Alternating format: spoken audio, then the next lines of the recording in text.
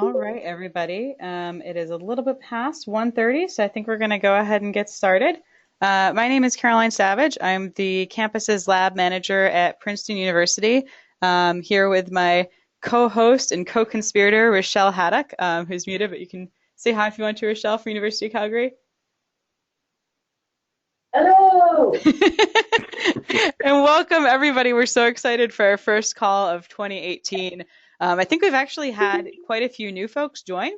We were just talking with Brandon before this call started, and it's been almost a year, actually, since we've been running these monthly webinars with very few interruptions and lots of great content. If you're new, welcome. If you've been here for a minute, we're glad you're still with us. For those of you who are new, just wanted to take a minute to orient you. So these calls typically run for about an hour. We do about 25 minutes of presentation from today. We have a fabulous presenter. And then most of the time we try to reserve for conversation so you get a chance to interact with the wonderful ideas you're hearing. So for all those who are new also, if you're interested in receiving monthly calendar reminders for these webinars, you can just send me an email. I'm CS, as in Caroline Savage, 35, cs35 at princeton.edu, and I'll just loop you into those calendar reminders. And also another resource that's available for you is our campus's lab Google Drive, which is growing rapidly. We have a lot of great resources on there, especially if you're just starting out doing campus's lab stuff, and lots of other resources that you can access even if you've been doing this for a while. There's more and more content every day, including an archive of these webinars, which are being recorded. I just remember to press the record button. So the campus's lab Google Drive, where you can access all of this wonderful information, is available at tinyurl.com/campus as lab resources. This is also in the email that I sent to the listserv earlier in the week. So tinyurl.com/campus as lab resources. I'll type that in the chat box as well. And so that if you go to that address, that's going to take you to kind of a README document that'll orient you to how the Google Drive is oriented. And then you can get back into the parent Google Drive by clicking around in that. So all that business out of the way. Does anybody else have any announcement they want to share with the group? If so, feel free to unmute yourself or type in the chat box and we'll share your news or greetings or whatever else is on your mind today, quick before we get started.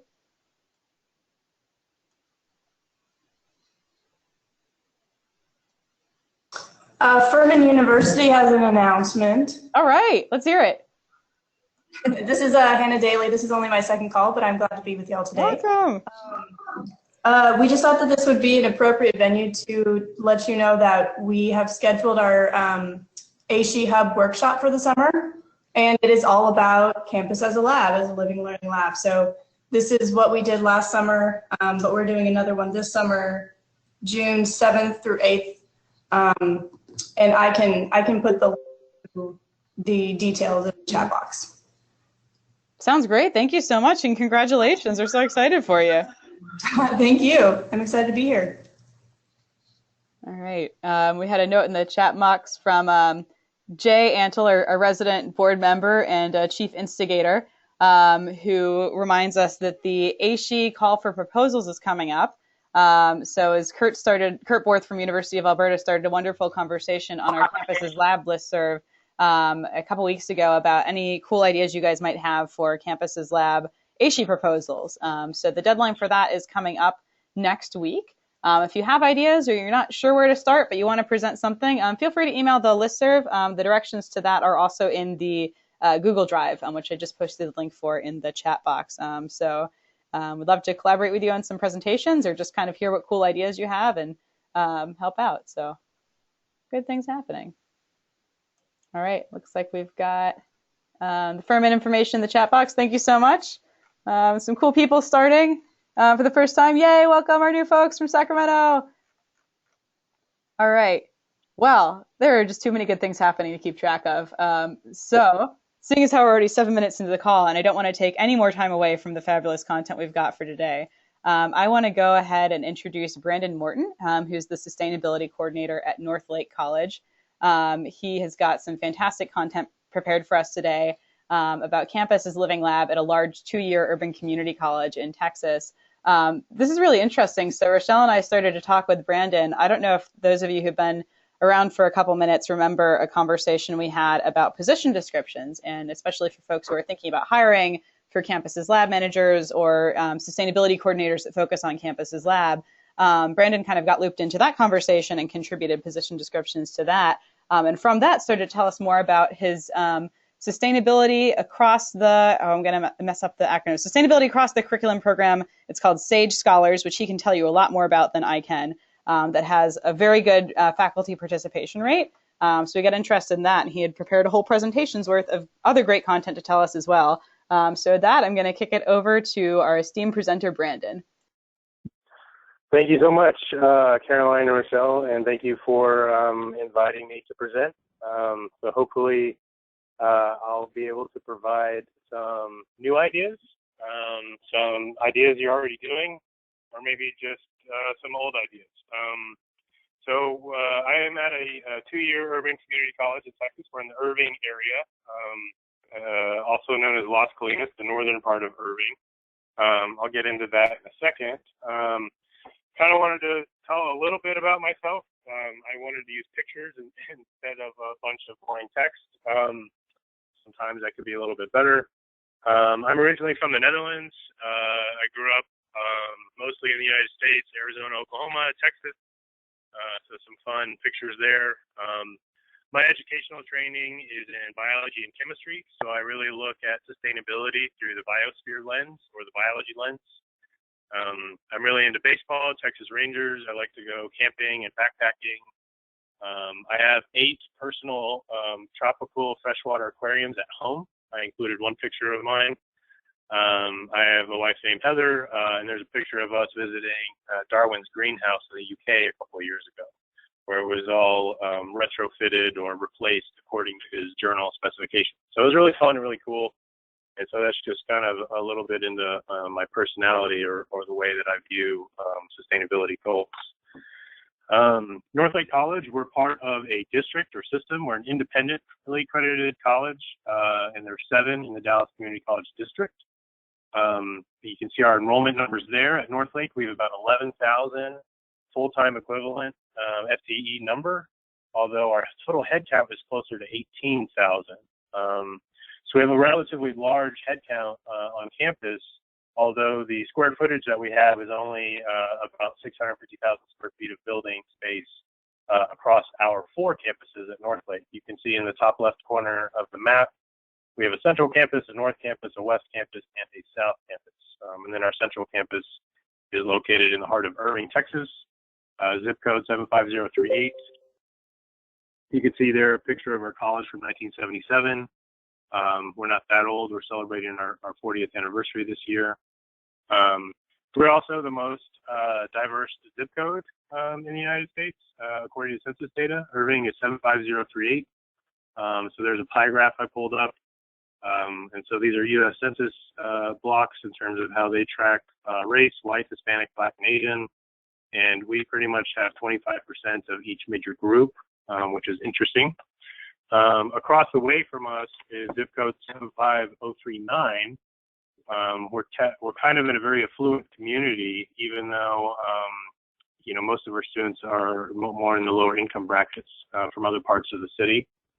There's a new community effort that I serve on, a roundtable that's led by the local Las Colinas Association, the U.S.-Mexico Chamber of Commerce, and they have a 501c3 called the Binational Sustainability Laboratory. And the role of the college, or my role, is to kind of play the education voice and how students can do projects or how faculty can do projects to support the smart urban community. There's some really good examples in Boston and Sacramento, if you're interested in learning more, where there's some ISVs that are involved with companies and cities in terms of providing students and faculty to do certain projects where they might need stakeholder input and things like that. So that's kind of large scale looking into the future, bringing our campus as a living lab program out to the community and off of the campus, where at research universities you might already be doing that sort of a thing. With 80 different countries in the student enrollment represented at Northlake. So I started to bring a little arts in here rather than do a GIS map. So I hope you all appreciate my colored pencils in the map. So I did want to review a little bit living lab defined at Northlake College. In 2008, there was a manual that came out called "The Campus as a Living Laboratory: Using the Built Environment to Revitalize College Education."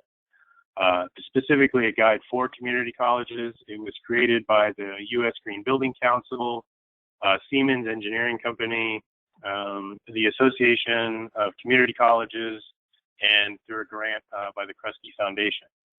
I'm a big believer, if it ain't broke, don't fix it. And I think that 2008 model is still exactly what we're doing today, or at least the terms of the needs. And then there's some photos from the different DCCD colleges that have living labs.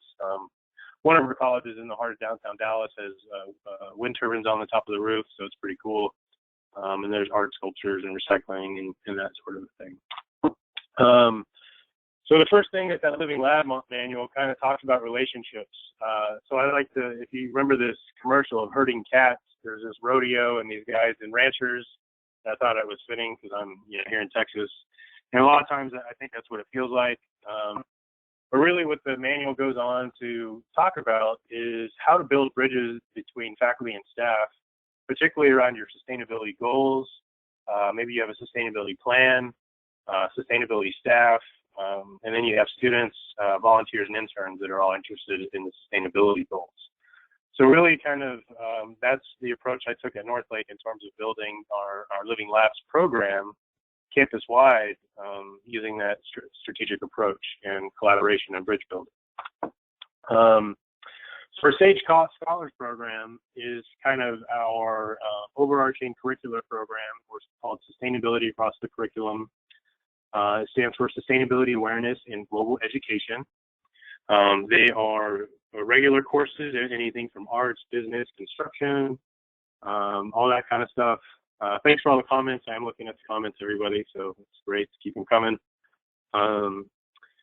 And we've also adopted the global goals as a district. So my counterparts at our other colleges, Cedar Valley College, they have a Sustainable Communities Institute, Mountain View College, some others in our district. And we're really trying to push that home. And then there's some great graphics in our marketing department created about the program. So in terms of requirements for the program, students basically have to take 12 credit hours, volunteer 20 hours, and then earn any associate degree available at our college. And then they're recognized as a green cord. And instructors volunteer to create assignments, whether that's in the economic category, environmental category, or societal category of sustainability. And then we've also added a component of global citizenship, which is really looking at social justice issues from a very global perspective. And there's a whole school of thought in academia around global citizenship. So we thought it was important to kind of pull that out as a separate one rather than lump it in with sustainable society or something like that. And as a reward, faculty also get a green cord. They are honored at our annual award ceremony by the college president. She basically kind of knights the faculty members if we have new faculty every year. So the recognition of the green cord is the same. In terms of our timeline, it started in 2010. We had Dr. Jeffrey Chase and Tony Cortez on our campus giving curriculum workshops and professional development. That was before my time. I didn't come to Northlake until 2013, where I was a lecturer, and then I was hired full-time as a sustainability staff in 2014. So it kind of shows the evolution of the program. We now have, I think, 69 faculty, which is more than 50% of the full-time faculty at our college. We have about 120 full-time faculty and about 350 to 400 adjuncts, depending on the semester. And we've had 125 students graduate from the program since it started with the green cord. We won the NISOT Innovation Award, our campus. So that's kind of our core planning team, faculty majority, some folks from the library, student life, service learning, volunteer center, and then me, the sustainability coordinator. New for 17-18, we started a SAGE Advocates or Faculty Peer-to-Peer Support Program. And kind of how the structure is, I'm sustainability staff, so I provide professional support for the program, but I'm also an adjunct separately in the biology program, so I'm lucky to wear multiple hats. So I think that's one advantage I have in terms of building bridges between faculty and staff more. And so we're trying to recruit a SAGE advocate, peer-to-peer support in every program where that professor serves as a point of contact or an expert in their discipline on how to do sustainability assignments and those sorts of things. Here are some examples, and I'll go into more depth into some of these courses. So we have construction, where they might have a lead building quiz in the Introduction to Construction Management class. English composition, talking about films, documentaries, global poverty essays. Math 13-14, college algebra. Students analyze environmental quality data of rivers. Right now, those rivers are off campus. I'm trying to develop a better system where I can help provide water quality data of the creek that runs adjacent to our campus. And if I can do that, that'll be in 8 different courses taught by in college algebra. And then we have some other ones: speech, history, biology, all that sort of thing. There's some great pictures, of our service activities. And there's always the adage, if you didn't take a picture, it didn't happen. So I wanted to make sure to highlight some of the pictures of the text I'm about to go through. We have a learning garden on campus. We go to the local nature parks. We also have some field studies programs at the Community College Price, where students can go to Hawaii or the Texas Gulf Coast to get different course credits at the freshman and sophomore level. And I realize there's a typo. I wanted to ask a question, and you can respond in the chat box. Does your campus have a sustainability curriculum program? And maybe reply yes or no in the name of your campus. Because I think, to me, if you have a curriculum program, you can really expand your living labs in that sort of a way. So the question. Jay, to respond to your question, there's no, it's not on the transcript right now. Our college does not have a co-curricular transcript. One of our sister colleges does, so we're trying to do that. In the meantime, I can write a completion letter on college letterhead, and I have done that. And some universities like that. I have an example of a student that they took our SAGE Scholars program, got their 12 credit hours, and they transferred to a university that happened to have a minor in sustainability. And that student got to basically clap out of that introduction sustainability class because of our program. So that was a savings of time and money for the student at the university level. So we're trying to get it, so it's possible. Great, thank you, everybody. All right. So I think it's the curriculum program that helps kind of the glue, because after all, we are education organizations. So I have a couple examples here. I'm going to go on. Campus Living Lab. So campus ecology is one category. My view as a biologist, I kind of think greening the campus is campus ecology. So to me, I kind of look at it as the same. So we have all these green initiatives over the campus. Here I've highlighted stormwater recycling. So we just have an artificial man-made pond on our campus that is a giant collection pond, provides habitat for migratory birds, provides 70% of the irrigation on campus, and that sort of a thing. In that pond, students from the environmental biology class do water quality testing. So the lecturer professor is Dr. Matthew Dempsey. He happens to also be the dean of our math and science division. About 30 students are in that program. In terms of staff support, with the Living Learning lab model, staff from Service Learning, advisor from Green Club, and myself coordinate with Dr. Dempsey on several things. In particular, the assignment is to do a water quality test on campus so that they can practice, so that when they're in Hawaii having all kinds of fun, they're not learning it for the first time, and they can pull their water quality kit out of their backpack and then immediately test water quality while they're in Hawaii. Here in Irving on the campus, we use the water quality data as part of our Texas Stream Team program, which is funded by the local stormwater department through the city of Irving. And part of the water quality of the stream on our campus goes into the City of Irving water quality report. So it's not just that they're practicing for Hawaii, but they're also contributing to their local community, even though everybody's excited about Hawaii. I haven't been yet, but I'd like to go. If you want to know more, northlakecollege.edu/Hawaii. So that's a campus ecology example. And I'm going to get more examples. So transportation is a big area in sustainability. So I wanted to show you how we're using our lab, or our campus as a lab for transportation goals in sustainability. This course is Business Management 2384 for logistics. It's a co-op, meaning that students have to have an internship. A lot of students use their current employer. If they don't have a job, they need to find an organization to volunteer for. So we've used Northlake as that organization. So I kind of act as the supervisor of their intern co-op. The faculty professor, Dr. Jeff Wentz, who's actually full-time at UNT Dallas, and he's adjunct here at Northlake, is the professor. And we basically did a project the first semester in fall of 2015 and through spring of 17. Every group of students, there's 3 each year, kind of built on the one from the previous. And about that project is one of our campuses has public transit, another one doesn't. How do you get between the campuses? So they did a whole project and figure out some things in terms of options, Uber, maybe getting a transit shuttle that the college funds in the future as we build out our campuses. And kind of an exciting point is this led to a sustainability focused course.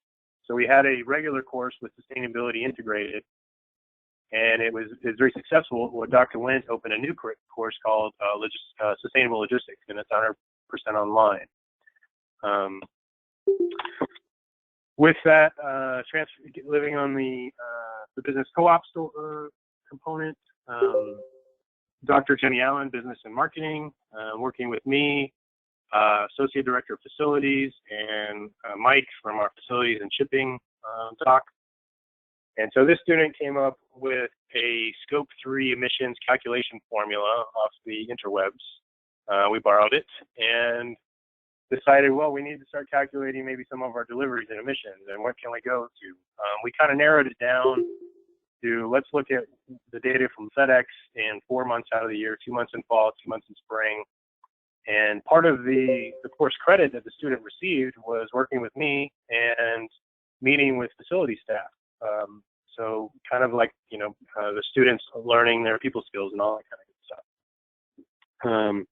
So there's a lot of opportunity to kind of farm out your sustainability work, especially if you're a one-man department like me, or one-woman department, and you have a lot to do, like the greenhouse gas emissions inventory. For the future, I mentioned earlier, I'm also adjunct in biology. I teach labs. Professor Mike Huddleston also teaches Hawaii field studies. One of the things I'm going to try this semester is we study slime molds in the labs and microscopes. And I found out that you can create an agar or growth media plate in the shape of a city or maybe our campus, and the mold will grow into the most efficient resources and such. They've done this in Tokyo to help guide road networks in the UK. Map of the U.S. Here's an article from 2010. So cell biology research. And so I'm going to attempt to do this semester, with my adjunct hat on, and we'll see if it works. For those of you at research universities, you might be able to take this one step further, in terms of using different types of growth media and things like that. But again, we're a community college, so this is first semester biology, and we're trying to start a little small, and where we are. In terms of campuses living lab recycling, Northlake College, we've won 10 national awards for recycling, 9 from RecycleMania and 1 from the EPA. It's a very big point of pride on our campus. If we don't win RecycleMania, I don't ever hear the end of it. So that's one of those things that has kind of built the culture here at the college long before I came. So campus is a living lab. Art 1305, basic graphic design. So faculty member, Professor Lisa Gabriel. one student was involved. The student worked with me and developed a RecycleMania data infographic based on the data. And so there's a lot of back and forth, just like a student intern or a co-op, you know, or writing an article in a journal. And so I'd meet with the student periodically, and then we were able to create this awesome infographic. And he got course credit for it, got a grade for it, and it provided a need for the college, you know, where I'm a one-person department. Another example, English 1301, Composition 1, first semester English. Professor Shani Suber, she has several sections, about 120 students, working with staff of the college, myself, from student life, service learning. And the assignment is global citizenship essay in a service project. So students can choose to participate in the service project, or they can do more writing. And of course, most students will probably choose volunteer project over more writing. This volunteer project happened to be transforming jeans into shoes. So we had collection boxes all over the campus collecting shoes or leftover jeans.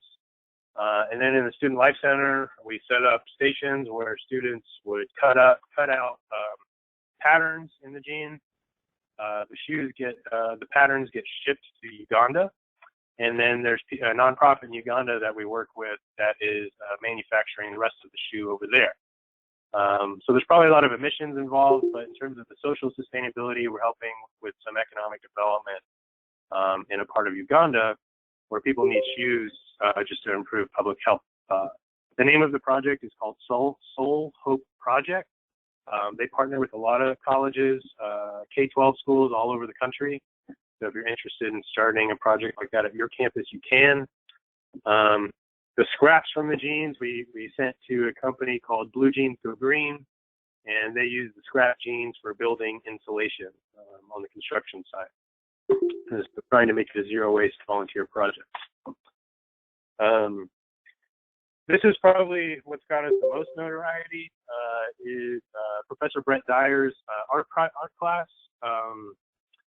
So we have a bunch of chip bags that are donated from local companies. Frito-Lay has a big distribution plant in our area, and we were not able to send a lot of our chip bags to TerraCycle anymore for some reason or another. So we're trying to figure out where these chip bags can go. And the art community is always great at reusing things. So chip bags plus an art easel yield some type of recycled masterpiece collage. And then as part of that, there's an art show in the art gallery highlighting all of them. And it's a really great project. And so if you really look closely at that picture, you can even see some of the letters from the magazines or the chip bags and different things like that. So it's a great way to increase value of waste. So the campus is a living lab. I just really wanted to focus on what the community college community maybe has been doing for the last 10 years, ever since this guide came out, and how it has kind of grown beyond that guide. And that's really all I have prepared for the webinar.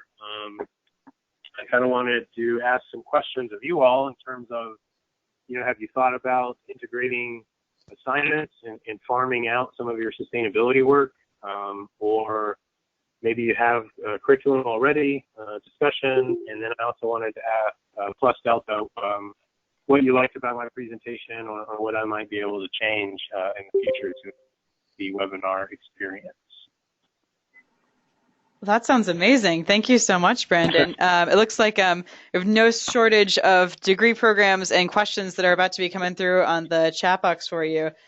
First, I feel like I have to applaud your colored pencil map. I mean, I'm so envious of your art skills. Way better than GIS, in my opinion. Absolutely fantastic. And do you want to just go right into some of the responses to your questions? Since we're seeing some folks with degree programs, maybe folks can just type up either by microphone or in the chat. I'll go to the top. So I saw Jay. Okay, so here we go. Furman Hub, Sacramento. Love the cat herding metaphor and graphic. Thanks. Yeah, that's definitely, and it's a great commercial, and I've used it in multiple presentations. Sometimes you can just play the clip on loop. It's great. There's a analog GS. So I think I answered Jay's question in terms of students don't get anything on the transcript yet.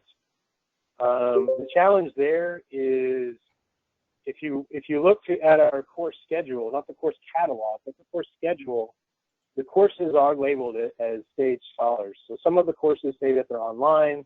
Some of them will say that they're at our North Campus or our Central Campus. Some of it will say it's a flex term or an eight-week course. So kind of the first challenge there is starting to track everything in the course schedule. And I think once we can get all the divisions doing that, then we can kind of work towards the transcript part of it. And we don't have a co-curricular transcript at all at the college, so that's another idea we're looking at. So that's all great things. No, yep, Johnson County Community College, China Sustainability Minor, yes. Certificate in Sustainability at Alberta, British Columbia, University of Alberta. So how do we, Rochelle, answering your question, so we have over 50% faculty involvement rate, aside from the peer-to-peer program. How did we generate such phenomenal participation rate? Or what have you done to sustain it? Our instructors rewarded with a merit perspective. So part of it started before I was here.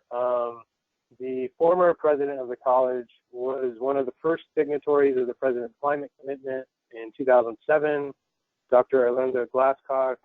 She was on the ASHE STARS first 50 task force and helped develop STARS and all that kind of stuff in the early days.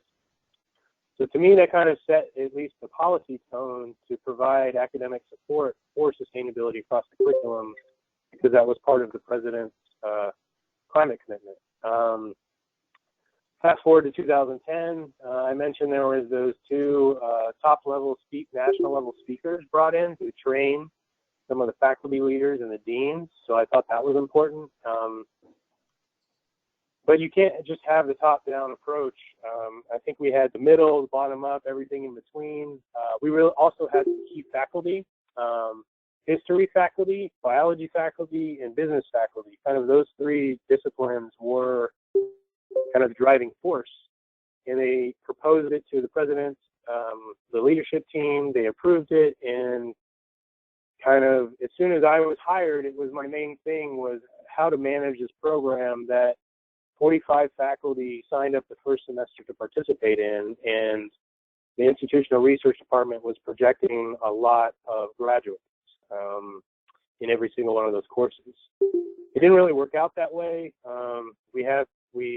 The students sign up for the course not because it's a SAGE course. They sign up for those courses because they meet their schedule, they're at the time of day, they need that course to graduate, whatever. And then they find out it's a SAGE course or SAGE designated course, so that's part of it.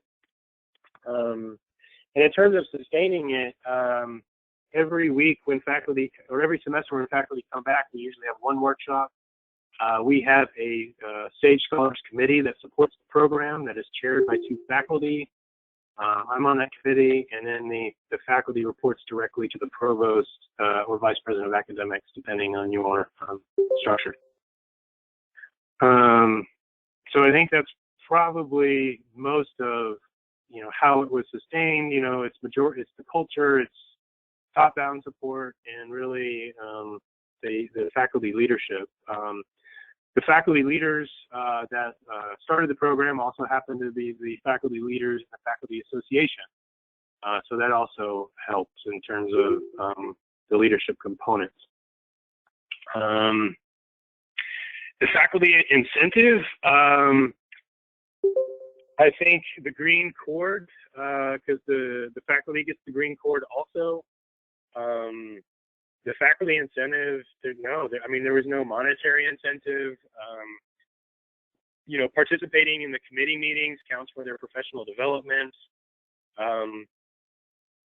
We haven't had a lot of new faculty join the program, so more recently, the division deans have started a new faculty stipend system. And I do know of two faculty that have been awarded a small faculty stipend of about $400 to integrate sustainability and microbiology, for example, where we didn't have microbiology before. and the dean thought it was critical for the program. So that's newer, but in terms of starting the program, there weren't a lot of the traditional incentives. I think it was just passionate people and top-down support for it. So long question, Jonathan, to everyone. In terms of before I get to that one, the peer-to-peer support program, so it's ideally, the long-term goal is having, tracking more of our assignments and creating an assignment database for faculty, and also tracking our student learning outcomes on the SACS or accreditation side of things. So it's kind of the long-term program right now. The peer-to-peer support is the faculty volunteers are just serving as a point of contact. So they said, hey, yes, put me on a list. You can contact me for questions. And that's kind of how it's working right now. In terms of incorporating smaller doses in existing courses, like the Piedmont model, the Piedmont model is also the model that we followed, from Dr. Jeffrey Chase. Or should we really focus on creating new courses? I mentioned earlier the logistics course, the business management course. That was a regular course where one sustainability assignment was integrated. We focused on that one assignment for 4 consecutive semesters over 2 years. And the success of that program led to a sustainability-focused content course in sustainable logistics. So that's how I think you can kind of start small with one assignment and get to 15 weeks of a course for one entire course. Tracked, yeah, I agree. It would be great if the accreditors tracked mandated sustainability content. The state of Texas, actually, believe it or not, requires sustainability in the sciences. It's the Tier 3 foundation required by our coordinating board. They've lumped it in with sciences, but they're not tracking it like we are. They've really just lumped it in with the natural sciences. Yes, Rochelle, maybe you can volunteer to help create the assignments database. I think that's a great idea. I know Aishi wants us to use the Hub database to upload stuff there. I think it's a little clunky, to be honest. Jay, I don't know if you can pass the word on there, but I think it could be a little user-friendly, like a drop and click, kind of like Google Drive works. But yeah, so we're trying to do an internal assignment. That was a database that was recommended by the faculty, and so I have to try to make it happen. So I turned around and asked the faculty to send me their assignments. So we're working through that right now as well. Any questions? Does anybody else want to take the floor and talk? I feel like I can get a little monotone and boring after a while. Feel free to take yourselves off mute if you'd like and ask our wonderful presenter, Brandon, a question. It looks like I think we had a couple other questions on the chat, so I'll look through those and maybe Rochelle and I can just make sure that all those were answered. But in the meantime, feel free to jump in if you've got a question you want to ask with your voice. Yeah. I was trying to... Liska had a question earlier about the emissions project. If you scroll up, there it is. For Scope 3 emissions assessment project, besides transportation, was food included? Liska wonders. Yes. So this student, do you have a specific question, or you just want me to get into more details about it? Hi there, it's Liska here. Yeah, I was just wondering, at UBC, we have a climate action plan, and under our Scope 3 emissions, there's a couple categories, and one of those are travel, and another one is food. Both of those are quite difficult to assess and to track and to inventory, so I was just wondering if you'd done any work in the food category. Yes, so I'm tracking the food waste and food donations. We have a lot of leftover food from events. Most of that just gets donated to students that are hanging out in the Student Life Center. We have donated it to some local churches and nonprofits. And then the waste category is there too. and the food. And in terms of the deliveries now, the scope 3, I'm using the Global Reporting Initiative definition, or the also known as, I guess now that's GRI, the GHG protocol definition of scope 3.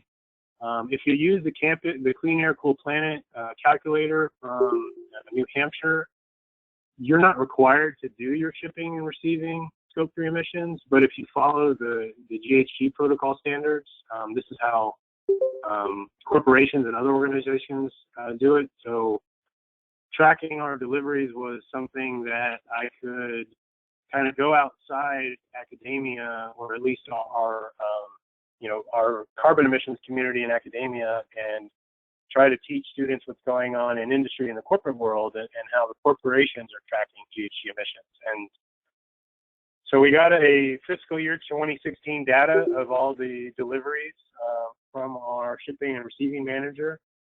And the logistics student reached out to a couple of our vendors. We got one response from UPS corporate headquarters.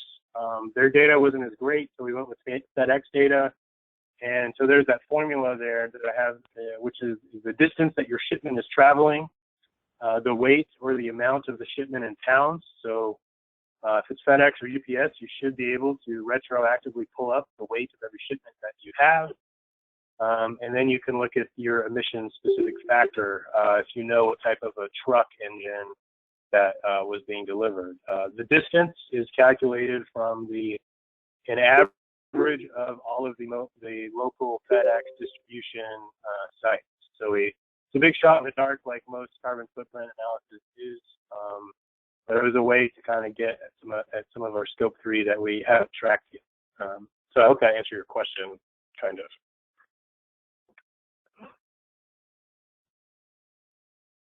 That's great. Thank you so much. Yeah, you're welcome.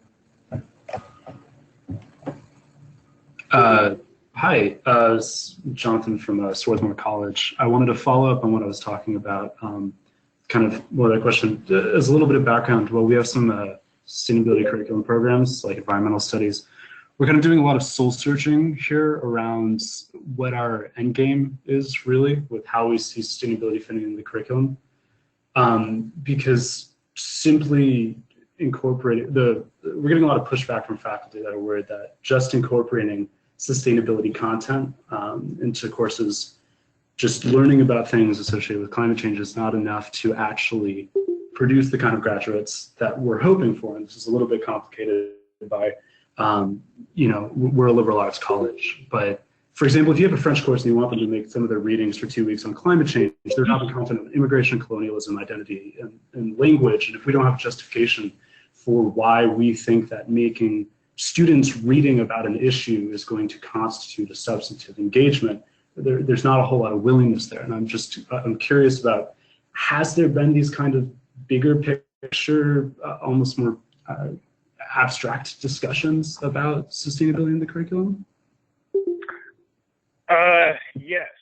So I feel like anytime I'm in a meeting with only faculty, it's mostly abstract discussions. And I'm also a professor, so I can kind of talk to myself about that. I probably didn't mention, but part of the requirement for faculty to volunteer, if they want to be part of the Sage Scholars program, not only do they have to integrate sustainability ideas, into the content and assignments, but they also have to incorporate green or sustainable practices in the classroom, which is where it's very easy to inject these living lab assignments, which is what I've mainly focused the presentation on. But yes, definitely to your point, most of the assignments of the program started out very conceptual, very research oriented, talking about, is diversity possible? How do we, overcome institutional racism?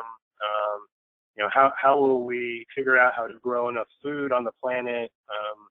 Depending on what course that you're in. And, I haven't done much of a deep dive into that side of it because my role is more the campus sustainability role. So I've been really focused on the hands-on stuff.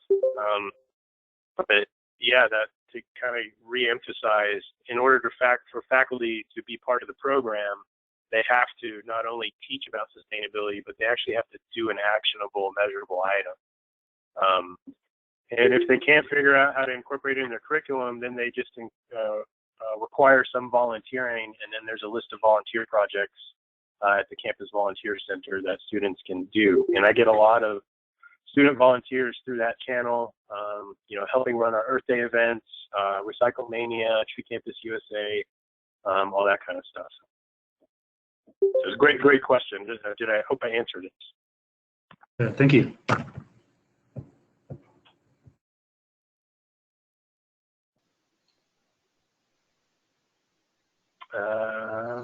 I think, did I answer all the questions? Anybody else have any others? Not seeing any more come through on the chat box. Rochelle, have you seen any that we missed, or do you think we're doing okay? I think you're both doing wonderfully.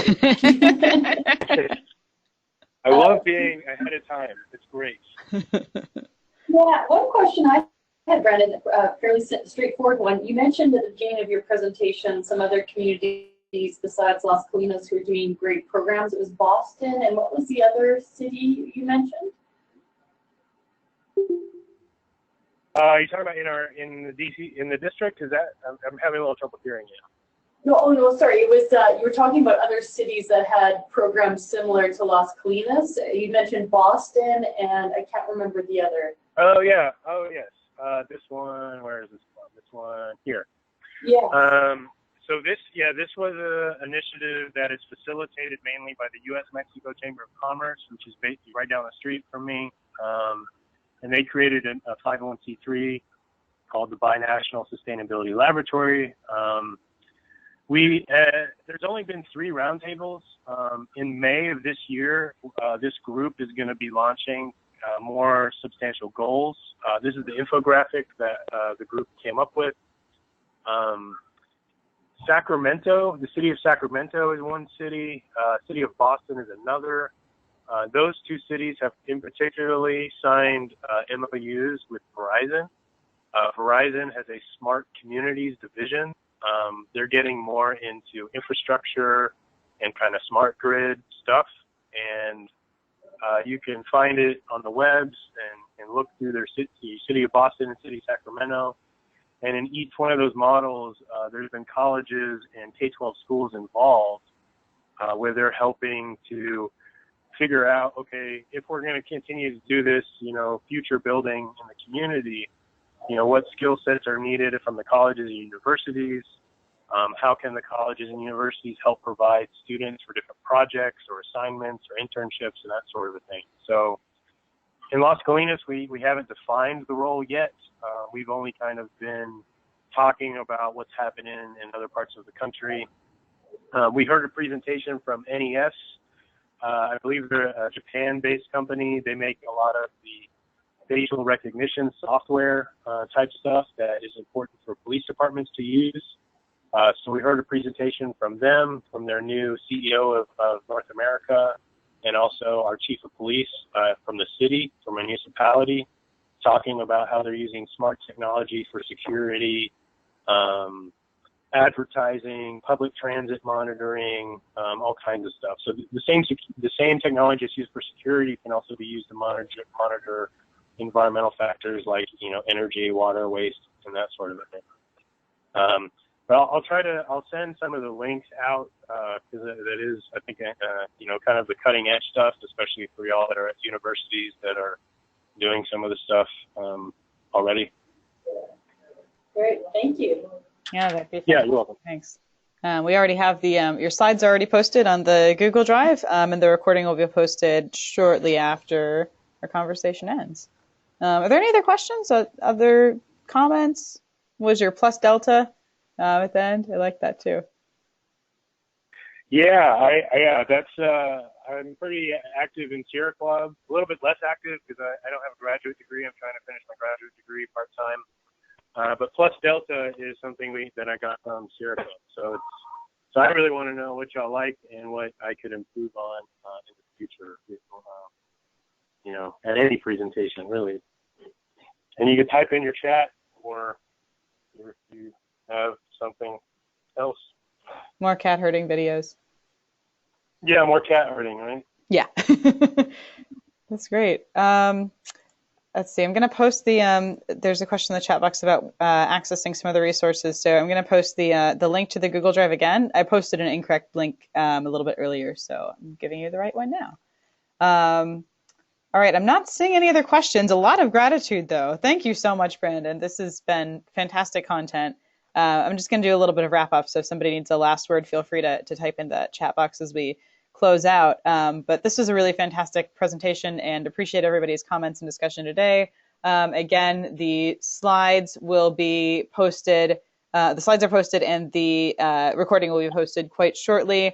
If something cool is happening on your campus like this, Rochelle and I would love to hear about it. So please feel free to send us an email. I'm going to type mine in the chat box right now so you guys have it.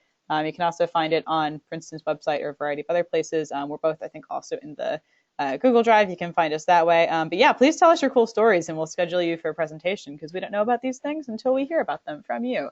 So that's great. And also, again, welcome to our folks who are new. Just a reminder that nobody took attendance today, so feel free to just come to these webinars as they're useful to you and as they fit your schedule.